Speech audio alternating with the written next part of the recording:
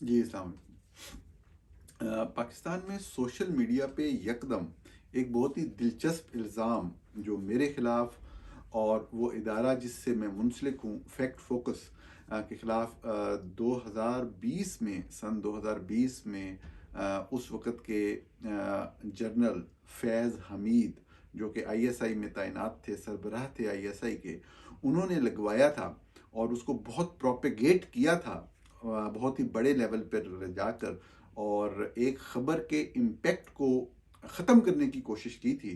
वही इल्ज़ाम एक मर्तबा फिर से मेरे पैर और फैक्ट फोकस पर लगा।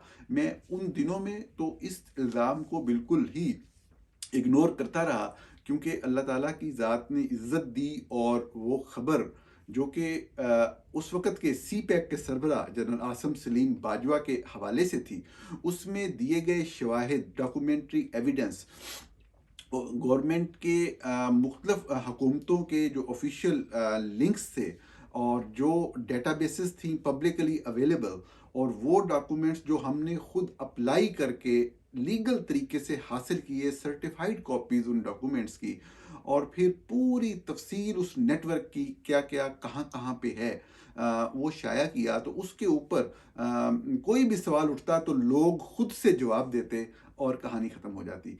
जनरल फैज़ हमीद ने बहरहाल बहुत ज़ोर लगाया। खबर छपने से पहले जनरल फैज़ हमीद ने खबर रुकवाने की कोशिश की। जिस हद तक वो जा सकते थे वो गए। जब उन्हें पता लगा कि ये खबर बहरहाल छप गई है, तो उस छपने के बाद भी उन्होंने खबर को रिट्रैक्ट करने या वापस लेने की बात भी एक पैगाम के ज़रिए की। जब वो नहीं हुआ तो फिर उन्होंने वही कार्ड खेला जो कि आईएसआई हमेशा खेलती है और वो कार्ड था खबर के मुसन्नफ़ यानी कि जो शख्स एक खबर लोगों तक पहुंचा रहा था जो मैसेंजर था तो शूट द मैसेंजर वाली फ़िलासफ़ी और ये कि जिस तरीके से पाकिस्तान में होता है कि या तो मज़हब का कोई इल्ज़ाम लगा दो या गद्दार करार दे दो या भारत से कोई ताल्लुक़ जोड़ दो। तो मेरे हिस्से में उस वक़्त भारतीय खुफिया एजेंसी रा की एजेंटी आई जो कि जनरल फैज़ हमीद साहब ने बड़े ज़बरदस्त तरीके से जो लोग उनके करीब थे उनके ज़रिए उसको सोशल मीडिया पे और पाकिस्तानी मीडिया पे बहुत बड़े लेवल के ऊपर फैलाया। वो नाकाम रहा। तमाम सियासी जमातें उस वक़्त खामोश थीं। मैं उस तरफ जाने से पहले ये बता दूं कि ये इल्ज़ाम मौजूदा सूरत हाल में कल के दिन हमारे एंकर पर्सन हैं बहुत ही काबिल एहतराम मुईद पीरज़ादा साहब बहुत ही सॉफ्ट स्पोकन बहुत अच्छे बंदे हैं। उनके नज़रियात से इख्तलाफ किया जा सकता है लेकिन बात करने में और अपनी शख्सियत में और मैं समझता हूँ कि बहरहाल बहुत सी ऐसी चीज़ें जो उनके बारे में माजी में कही जाती रहीं बाद औक़ात मैंने भी कुछ सख्त अल्फाज इस्तेमाल किए और बाद में मालूम हुआ कि वो बात ये जो उन पे एक ज़ाती हैसियत में इल्ज़ाम लगता था वो बिल्कुल गलत और बेबुनियाद था कम अज़ कम। और उनसे बात करें तो पता लगता है कि वो यकीनी तौर पे पाकिस्तान से तो मोहब्बत करते हैं लेकिन ये है कि वो बात किसी भी इशू के ऊपर वो तहकीक करने पे बात करने पे इन्वेस्टिगेट करने पे यकीन रखते हैं। ख़ुसूसन मेरे हवाले से जब भी मुश्किल वक़्त आया मुईद साहब ने ना सिर्फ मेरी तारीफ़ की अप्रिसिएशन की इनकरेज किया बल्कि मेरे इदारे के हवाले से भी बहुत ज़्यादा तारीफ़ की जो जिस इदारे से मैं मुंसलिक हूँ फैक्ट फोकस से उसके काम की बहुत तारीफ़ की जिसके लिए मैं साफ ज़ाहिर है उनका ममनून हूँ। उन्होंने एक बात लिखी जो कि मुझे पूरा यकीन है कि मुईद साहब को बिल्कुल गलत फहमी हुई किसी और कॉन्टेक्स्ट में यकीनन कोई और बात कहना चाह रहे थे लेकिन वो बात उन्होंने लिख दी ट्विटर के ऊपर और वो बात बिल्कुल गलत है और चूंकि वो बहुत ही ज़्यादा जाने जाते हैं पहचाने जाते हैं ये बात बहुत ज़्यादा फैल गई। अब चूंकि बहुत से लोगों को उस खबर का उसका पस मंज़र मालूम नहीं है तो लोग मेरे से पूछ रहे हैं ख़ुसूसन वो लोग जो मेरे साथ काम करते हैं उनको बहुत ज़्यादा तकलीफ़ है क्योंकि जनरल फैज़ हमीद की वजह से उस वक़्त मेरे पे और मेरे साथ काम करने वाले लोगों पे मुसलसल एक मुश्किल वक़्त रहा। पता नहीं कितने लोगों को याद है कि उस वक़्त भी एससीसीपी में काम करने वाले एक अफ़सर जिनका मैं नाम नहीं लेना चाहूँगा उनको अगवा कर लिया गया बाकायदा खबर छपने के चंद दिन के बाद। और उसके बाद बहुत सारी चीज़ें हुई लोगों को जुल्म का और जबर का निशाना बनाया गया। SCCP पे तकरीबन मुकम्मल कंट्रोल हासिल कर लिया गया। मैं इसी वीडियो में आपको बताऊंगा कि एक बहुत बड़ा तारीख का, आप कह लें कि जिसे कौमी जुर्म कहते हैं, नेशनल क्राइम, वो कमिट किया गया। मुझे अमेरिकन ओहदेदारों ने इस चीज़ की तस्दीक की, मुझे पाकिस्तान से बहुत सीनियर लॉ एक्सपर्ट्स ने कहा कि इस जुर्म की सज़ा सिर्फ मौत है। SCCP के अंदर जो नेशनल एक डेटाबेस थी उसके अंदर तब्दीली की गई। उस हवाले से भी फैक्ट फोकस ने रिपोर्टिंग की, मैं वो चंद हकाइक आपके सामने रखूंगा। लेकिन पहले जो मोहित पीरज़ादा साहब ने लिखा, मैंने कोशिश की उनसे रब्ता करने की, और यकीनन जब रब्ता होगा तो मैं उनको मज़ीद भी इस हवाले से जो शवाहिद है वो पेश करूँगा। लेकिन चूँकि ये बात फैली और बहुत ज़्यादा लोगों ने मेरे से रब्ता किया, तो मैं वो चंद हकाइक लोगों के सामने ज़रूर रखना चाहूँगा कि इस सारे मामले में रॉ का या रॉ के अफसर का क्या लेना देना था। और ये SCCP की कंपनियों का जो डाटा था वो रा तक पहुंचा या नहीं पहुंचा, और फिर क्या रा से फैक्ट फोकस ने लिया और फैक्ट फोकस ने कैसे रिपोर्ट किया, ये चीज़ करना बहुत ज़रूरी है। क्योंकि जो साजिश है, जो जनरल फैज़ हमीद जैसे लोग जो नफ़रत के बीज बो के गए हैं, वो साझेदार है लोगों को बहुत लंबा अरसा तक हॉन्ट करते रहेंगे। और जब जब ये साजिश फूटने लगे तो इसका सर दुबाना या सर कुचलना बहुत ज़रूरी होगा। बात को आगे लेके चलने से पहले मैं एक चीज़ ज़रूर कहना चाहूँगा कि मैं जब पाकिस्तान में था तो एक अदारे से मुंसलिक था, तो हम जो भी खबर करते थे तो अनफॉर्चुनेटली मैं कोई इस चीज़ को आज के दिन सोचते हुए कोई बहुत अच्छी बात नहीं समझता। पाकिस्तान में मुख्तलिफ मीडिया ग्रुप्स के दरमियान भी एक टसल होती थी। इलेक्ट्रॉनिक मीडिया पे जियो टेलीविज़न जो था, ये और एक दूसरा जो मीडिया ग्रुप है ARY, इनका आपस में खाम खा का मतलब खबर जो भी एक करता दूसरा उस खबर को गलत साबित करने पे लग जाता। तो मैं जब भी कोई खबर करता था तो मैं देखता था कि ARY वाले खाम खा ही उसके अंदर कोशिश करते हैं कि कोई ना कोई एक वीक एंगल निकाल के उसको हाईलाइट करें, या ओवरऑल खबर के हवाले से एक प्रोपेगेंडा शुरू कर देते कि ये दुरुस्त नहीं है। एक आध बार कभी कोताही हुई तो फौरी तौर पे आके मान लिया, साफ ज़ाहिर है ARY वाली जर्नलिज्म तो हम कर भी नहीं रहे थे। और जर्नलिस्ट का मकसद ही ये होता है कि अगर कोई चीज़ उसके नोटिस में आती है उसकी तहकीक तस्दीक करे और उसको रिपोर्ट कर दे।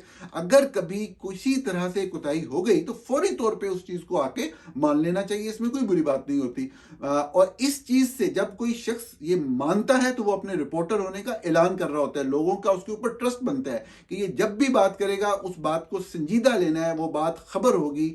अगर खबर है, कमेंट में कोई भी शख्स कोई भी बात कर सकता है, तो अगर खबर है वो उसकी क्लैरिफिकेशन दे रहा है कि मैंने ये रिपोर्ट किया था लेकिन असल सूरत हाल ये है, तो यहां से उस शख्स की क्रेडिबिलिटी बनती है। लेकिन हम देखते हैं कि बाद लोग गलत बात करते हैं, झूठ बात बोलते हैं और उसके ऊपर अड़ जाते हैं। और साफ ज़ाहिर है कि ये गैर सहाफ़ियाना और अनप्रोफेशनल एक रवैया होता है। इससे कोई इज्जत नहीं बढ़ती, इससे इंसान अपनी क्रेडिबिलिटी लूज़ ही करता है। मैं लाजमी तौर पे 2020 अगस्त के इस जो राशा वाली बात है इस पे आने से पहले मैं एक बहुत ही अहम फैक्ट अपने लोगों के सामने रखना चाहता हूं कि जब मैं काम कर रहा था पाकिस्तान में तो इन दो ग्रुप्स के दरमियान प्रॉब्लम था। जो भी खबर करते थे वो ऊपर से आके कोई ना कोई उसका स्कैंडलाइज करने की कोशिश कर देते थे उसको। जब मैंने अदारा मेरा छोड़ा और जब मैंने फैक्ट फोकस के प्लेटफॉर्म से ये वाला पहला जो मेन स्टोरी की, इससे पहले भी स्टोरीज की थी लेकिन जनरल आसिम सलीम बाजवा के बारे में, उनकी और उनके ख़ानदान की दुनिया भर में फैली हुई जायदादों पे खबर की, तो अनफॉर्चुनेटली ये देखें, ये होता है वर्किंग जर्नलिस्ट के साथ, एक वर्कर के साथ, वो शख्स जिसने ऑन ग्राउंड काम किया हो, तहकीकात की हो। तो क्या हुआ कि उस वक्त PTI की गवर्नमेंट थी, फौज और PTI एक प्लेटफॉर्म पे थे, मीडिया हाउसेस का अपना मफाद होता है। तो मेरे खिलाफ सबसे बड़ी कैंपेन और सबसे गंदी कैंपेन जो है वो जियो और जंग ग्रुप ने चलाई। जियो के ऊपर भी, और खुसूसन जंग अखबार जो पाकिस्तान में उर्दू जुबान में छपता है, सबसे बड़ा अखबार है, रोज़ाना मेरे खिलाफ 2 या 4 कॉलम की एक हेडलाइन छपी होती थी। और साफ ज़ाहिर है कि इधर से ISI वाले जो हैं उन्होंने पहले खबर छपने से पहले जब उन्हें पता लगा कि मौक़िफ़ लेने के लिए रब्ता किया तो पता लगा, तो उन्होंने उस वक्त कायल करने की कोशिश की, जब छप गया तो रिट्रैक्ट करवाने की कोशिश की, जब कुछ नहीं हुआ तो फिर साफ ज़ाहिर है कि जो वो करते हैं, जो उनका असल काम है, उस पर आ गए। और ये काम करने के लिए उन्होंने इस्तेमाल किया जियो और जंग ग्रुप को। और साफ ज़ाहिर है बाद में फिर ARY भी लॉन्च हो गया। इस मकसद के लिए ये जितना भी मुतारिब ग्रुप से इस मकसद के लिए इकट्ठे हो जाते थे।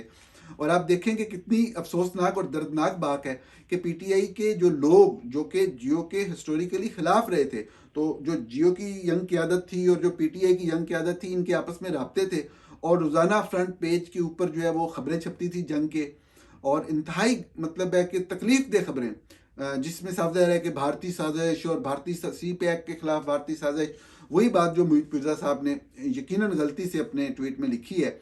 और मेरा जैसे ही उनसे रब्ता होगा मैं उनको तमाम शवाहिद तारीखों समेत जो है वो दूंगा, और आई होप सो कि वो एक जर्नलिस्ट की एक काविश को जो जियो जैसे बड़े अदारे और एयरवे जैसे अदारे के निशाने पे रहा, वो उस चीज़ को क्लैरिफाई करेंगे, उस चीज़ को लाजमी तौर पे वो अवाम के सामने जो भी सच है वो लाजमी रखेंगे, क्योंकि हम वर्किंग जर्नलिस्ट लोग हैं, हम काम करने वाले लोग हैं, खबर पे काम करने वाले लोग हैं, और ये जो अदारे हैं इनके अपने मफादात होते हैं। मैं आपको बताऊं कि जंग के अंदर बाकी खबरें तो छपती थी, बाकायदा अदारिये और कालम छपना शुरू हो गए। एक दिन एक कालम के अंदर मुझे गालियां तक निकाल दी गई, बेगैरत तक का, घटिया तक का लफ्ज़ लिखा गया। तो मेरे उस वक्त जो एडिटर, मेरे जो सीनियर थे, मैं नाम नहीं लूँगा, तो उनसे और जो मेरे एडिटर इन्वेस्टिगेशन थे, मैंने उनको कॉल करके रिक्वेस्ट की और सिर्फ ये कहा, मुझे याद है कि मुझे तो बुरा, मैं तो छोटा मोटा रिपोर्टर हूँ, मेरा कोई ऐसा वो नहीं है, कुछ मुझे कहने से कुछ भी नहीं होगा, आज बात की है कल भूल जाएंगे, लेकिन जो जियो और जंग ग्रुप की टॉप मैनेजमेंट है, इन लोगों का एक ज़र्फ है, इनका एक मुकाम है, मैं ये समझता हूँ। बहरहाल ये अच्छे लोग हैं, इनका एक लेवल है। ये बात जियो जंग ग्रुप की मैनेजमेंट को जेब नहीं देती कि गंदी गालियां निकाली जाए ना, कि उनकी अदालत से जितना भी प्रेशर हो। मैं प्रेशर वाली बात पे भी आता हूँ कि इस हवाले से प्रेशर भी नहीं था। तो बहरहाल जो भी लोग थे वो ये चीज़ करवा रहे थे और वो चीज़ छपी, और मैंने जब उनसे कहा तो मुझे कहा गया कि इसकी रिट्रैक्शन बिल्कुल, इसके ऊपर जो भी है ये लफ्ज़ इस्तेमाल नहीं होना चाहिए था। उसके बावजूद अगले दिन उन्होंने अदालती सफ़ा जो था उसके ऊपर नहीं छापा, कहीं किसी और पेज पे छोटा सा वो छाप दिया। हालांकि ये असूल होता है कि जिस जगह पे गाली निकाली गई है या गलत इल्ज़ाम लगाया गया है उसको उसी जगह पे रिट्रैक्ट करें। जो जंग का एडिटोरियल पेज है बहुत पढ़ा जाता है, तो लेकिन उन्होंने नहीं किया। साफ ज़ाहिर है अब मुझे उस वक़्त कुछ लोगों से रब्ता होता है आपका हमेशा से, तो इस्टेब्लिशमेंट में जिन लोगों से रब्ता था, मैंने उनको कहा कि देखिए मैंने एक जर्नलिस्ट के तौर पे खबर की है, आपने तो पूरा पाकिस्तान मेरे पीछे लगा दिया है। मेरा अपना अदारा जिसके साथ मैंने ज़िंदगी के 12-13 साल निकाले, वो रोज़ाना सुबह उठ के मेरे खिलाफ हेडलाइन लगाते हैं। तो ये देखिए अब गालियाँ निकालने और मेरी फैमिली को हरासा करने तक बात आ गई है। तो मुझे कहा गया कि आपको कोई साहब मिलेंगे, अमेरिका में था मैं, और मुझे फिर कोई साहब मिले तो उन्होंने कम्युनिकेशन दिखाई चंद सहाफ़ियों की और उस वक़्त के जो पीटीआई के मिनिस्टर्स से उनके दरमियान, और साथ है वो कारोबारी बातें थी सारी। तो बात यह है कि मफादात के लिए कोई भी कुछ भी करता है। और एआरवाई ने फिर देखें, बाद में फिर एआरवाई को लॉन्च किया गया जी, एससीसीपी की कंपनियों का डाटा, हमारे एक बड़े काबिल एहतराम सहाफ़ी हैं फ़खर दुरानी, उनका नाम बीच में डाल दिया, उनकी तस्वीर दिखाई जा रही है चैनल के ऊपर कि जी इन्होंने रब्ता किया किसी से डाटा लेने के लिए, और ये फ़लाँ डेट को डाटा देखा गया, और 25 जुलाई को, अभी सिर्फ ये बात करने के लिए मैंने आपको जहमत दी, ये तारीखें याद रखिएगा कि 25 जुलाई, ये 2020 का साल है 2020, और 25 जुलाई को एक भारतीय रॉ के मेजर ने, अब ये भी अलग बात है कि वो जिसको ये भारतीय रॉ का मेजर कहते हैं वो आईएसआई का मुलाजम है और वो दुबई में कायम कंपनी से बकायदा सैलरी लेता है। मैं ये बात पहले भी बहुत मरतबा कह चुका हूँ, एक नॉन फैक्ट है जो इन सर्कल में लोग हैं, और वो वही काम करता है। जब आईएसआई नवाज शरीफ के खिलाफ होती है तो वो नवाज शरीफ के खिलाफ प्रोग्राम करते हैं, जैसे ही आईएसआई टर्न करके इमरान खान को फिक्स करना चाहती है तो वो इमरान खान के खिलाफ प्रोग्राम शुरू कर देता है। तो वो सावधान है, जो भी इनकी लाइन होती है, जो नैरेटिव होता है वो उसको फैलाता है। सावधान पाकिस्तान के खिलाफ वही बात करता है जो कि इनका नैरेटिव जो ये पुश कर रहे होते हैं, और he is paid very well. और मुझे अफसोस होता है कि टैक्स पेयर मनी उस जैसे बंदे के ऊपर दाया की जाती है। बहरहाल तो इल्ज़ाम क्या लगाया गया, जनरल फैज़ ने क्या उस वक्त फैलाया कि जी 25 जुलाई को जो है ना वो डाटा एससीसीपी की कंपनियों का उसने पेश किया, और जो है वो बाद में पाकिस्तानी किसी सहाफ़ी ने भी खबर कर दी, पाकिस्तानी सहाफ़ी ने खबर कर दी, इस तरह करके उसको वो बड़े लेवल पे फैलाया गया। अब मकसद फैज़ हमीद साहब का ये था कि मैं चूँकि यहाँ पे हूँ तो अपने चंद लोगों के ज़रिए वो मेरी फैमिली पे हमला करवाना चाहते थे कि इस्लामाबाद में मेरी फैमिली जहाँ रह रही है उसके ऊपर हमला हो जाए। अब हुआ ये कि ये तो उनकी कोशिश कामयाब नहीं हो सकी। स्टोरी बहुत हिट हुई, उसको बहुत ज़्यादा अट्रैक्शन मिली, लोग देखते रहे, डिस्कस करते रहे, पॉलिटिकल जमातें खामोश रहीं 8-10 दिन। 10 दिन के बाद किसी को सांस भी नहीं आता था बाय द वे। और 10 दिन बाद फैसला किया गया कि स्टोरी को इस्तेमाल करके हमने एक महाज खड़ा करना है, और दोबारा से जो है वो नई जिंदगी डालनी है अपनी सियासी जमात के अंदर। फिर उसको इस्तेमाल भी किया गया स्टोरी को सियासी जलसों के अंदर, और फिर यकदम वो लोग जो कि सांस लेते हुए डरते थे उन्होंने नाम ले लेके तनकीद शुरू कर दी। ये उसके बाद की कहानी है सारी। और जो उन लोगों ने सफ़र किया, वो सफ़र इस तरह से किया कि फैज़ हमीद साहब जो है वो हमला करवाना चाहते थे। उनका पूरा प्लान था इस हवाले से कि मिसाल बनाया जाए कि बात नहीं मानी गई। अब हुआ ये कि हमला तो नहीं वो करवा सके क्योंकि अब हर चीज़ लाइमलाइट में आ गई। तो उन्होंने फिर इस हद तक गए कि उन्होंने सोशल मीडिया पे मेरे घर का एड्रेस, जब ARY पे ये मेरे खिलाफ ये पूरा फैक्ट फोकस की स्टोरी और वो सहाफ़ी फ़खर दुरानी की तस्वीर कि उन्होंने जी ये कोशिश की थी और मेरे ऊपर इल्ज़ामात के जी रॉ से राब्ते, इंडियन रॉ और ये और वो, ये सारी बातें जब चल रही थी तो उसके ये फैलाने के बाद जब वो हमला कराने में नाकाम हुए तो कुछ अरसे बाद उन्होंने मेरा एड्रेस भी फिलवाया। एक कॉन्टेक्स्ट में कुछ महीने गुजरने के बाद मेरा एड्रेस भी फिलवा दिया सोशल मीडिया के ऊपर, ताकि कोई जाके हमला कर दे। साफ ज़ाहिर है कि वो चीज़ें तो मौजूद थी कि जो इंडिया के हवाले से इल्ज़ामात लगाए गए और ये सारा कुछ। अब सूरत हाल ये है नाज़रीन, मैं सिर्फ आपको ये चीज़ बताना चाहता हूँ कि ये इल्ज़ाम तो था, और इल्ज़ाम कैसे फैलाया जाता है ये आप देख लें कि प्रोपेगेंडा कैसे काम करता है। कि चैनल्स के ऊपर दिखाया गया कि ये देखें, ये सबूत आ गए कि जी SCCP का डाटा लीक हुआ है। अब वो सबूत क्या है, कागज़ है, नज़र कुछ भी नहीं आ रहा उसके ऊपर। तो लेकिन कहा जा रहा है कि सबूत हैं, सामने आ गए, भारत से राब्ता रॉ के जरिए ये किया गया। रॉ के मेजर ने 25 जुलाई को, याद रखिएगा, जो फैक्ट फोकस ने रिपोर्ट किया था आसम सलीम बाजवा साहब की जायदादों के बारे में, 99 कंपनीज के बारे में, जिसके अंदर 20 कंपनी पाकिस्तान के अंदर थी, SCCP और में रजिस्टर थी या FBR को रिपोर्टेड थी। ये 27 अगस्त को रिपोर्ट हुआ, 27 अगस्त 2020 को।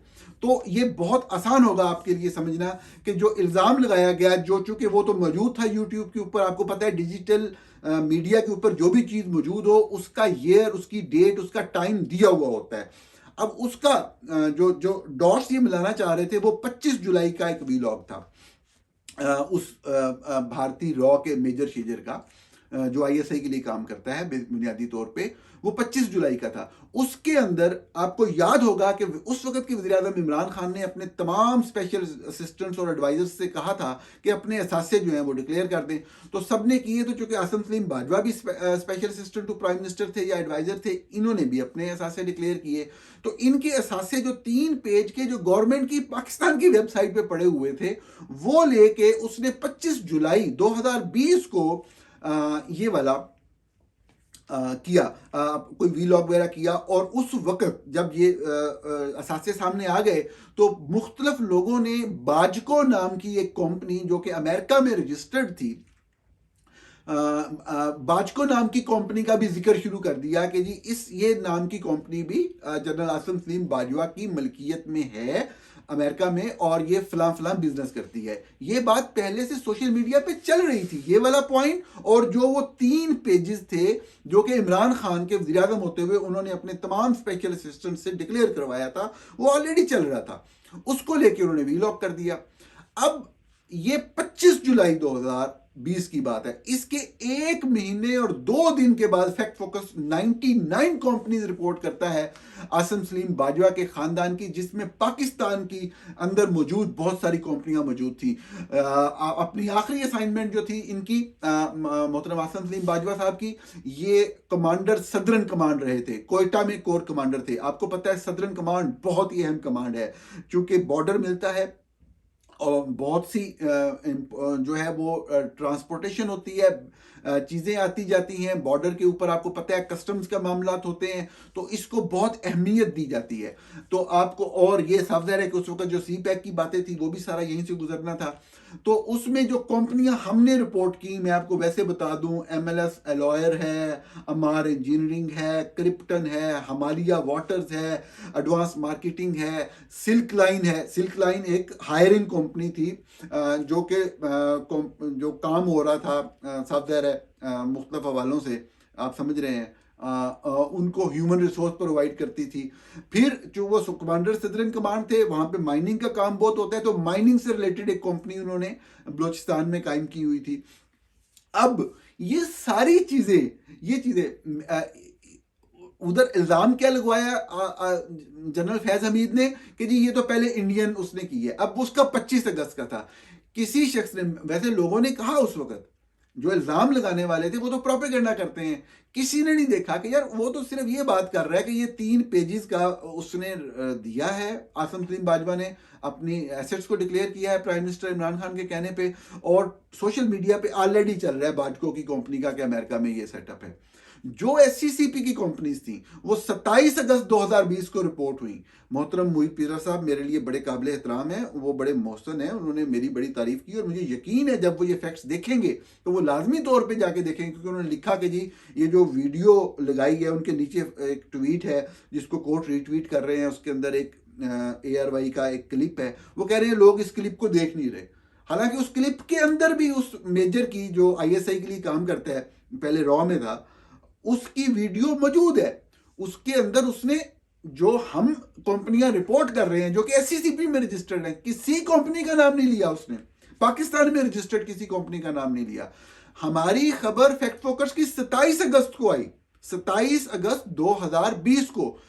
डिजिटली हर चीज मौजूद है, कोई एक शख्स ये साबित कर दे। देखिए ये इल्जाम बहुत बड़ा इल्जाम होता है ना, कि आप किसी को इंडिया से जोड़ दें, किसी को रॉ से जोड़ दें, इंतहाई गैर जिम्मेदारी की बात होती है ये वाली।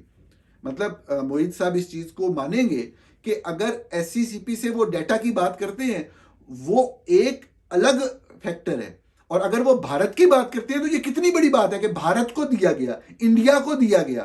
तो साबित सिर्फ क्या करना है कि 25 जुलाई को 2020 को इंडियन मेजर ने ये कंपनियां जो SCCP की, जो 27 अगस्त, 1 महीना 2 दिन बाद फैक्ट फोकस ने रिपोर्ट की, अगर ये बात साबित हो जाए, मोहित साहब को अगर किसी ने कहा है तो वो उनसे कहें, मोहित पीरजा साहब, कि ला के दिखाओ कि 27 अगस्त से पहले SCCP की कोई भी कंपनी, किसी बंदे ने, इंडियन मेजर को छोड़ दें, किसी बंदे ने रिपोर्ट की हो।